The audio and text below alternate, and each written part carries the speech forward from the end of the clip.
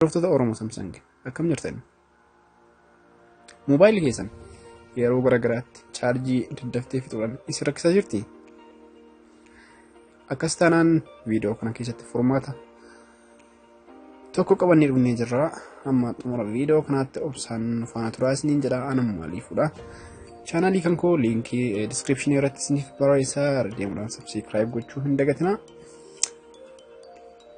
Figaa amma kallattii mangara viidiyoo warraaf qabnetti yoo isin dabarsu aappii tokkoon wal isin barsiisa. Aappiin kun faayidaa guddaa qaba chaarjii qusachuudhaaf.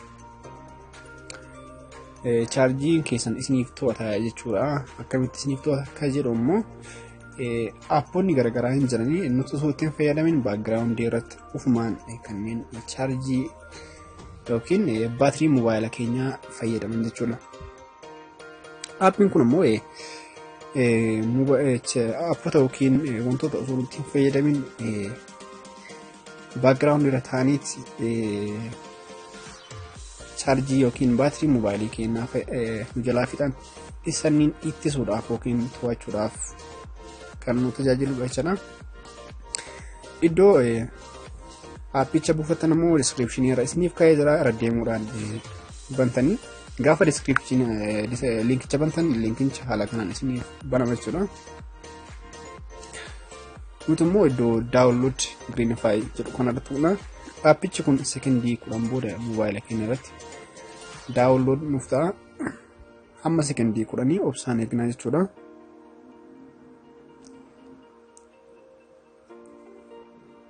Nuti immoo okay jennaan amma download ta'uu gaafa eegalu.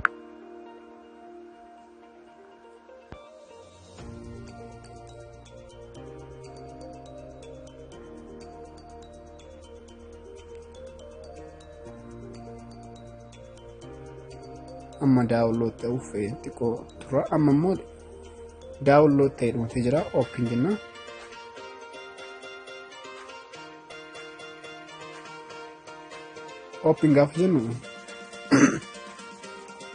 Open gaafa jennu qajeeluma moobaayila keenya irratti install gochuuf nu gaafata. Nuti immoo install goona.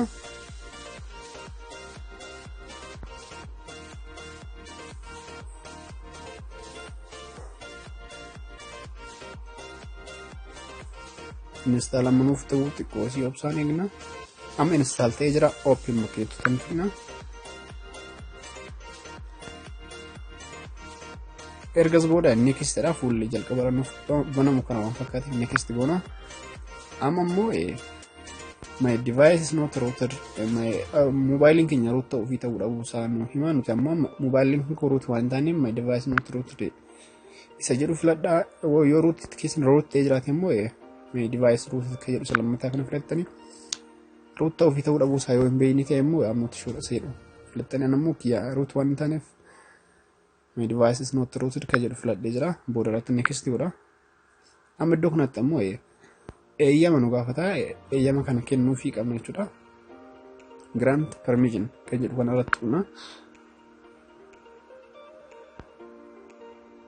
Gaafa permission tuqnu asitti greenify kan jedhu argina. Greenify kun not allowed jedha. Nuti ammoo isa kana allow goona jechuudha. Ergas booda akkana goone booda of duuba deebina. Aappichi gara aappicha deemnaa jechuudha. Amma immoo finish iddoo jettu sanarratti tuqna jechuudha. Amma fuulli jalqabaa kanaaf fakkaataa. Nuti ammoo aappota nuti osoo hin beekin baakgiraawundii irratti yookiin osoo homaayyuu ittiin fayyadamin baatirii keenya fayyadaman isaniin hibernate gochuu qabna jechuudha. Isa gochuudhaaf ammoo iddoo eda'uu kan tuqna. Amma aappiin kun baakgiraawundii irratti raan ta'aa jira. Kana jechuun fakkeenya kana amma itti record godhaa jiru. Isaan biroos jiranii fakkeenyaaf show more apps isa irratti tuqna.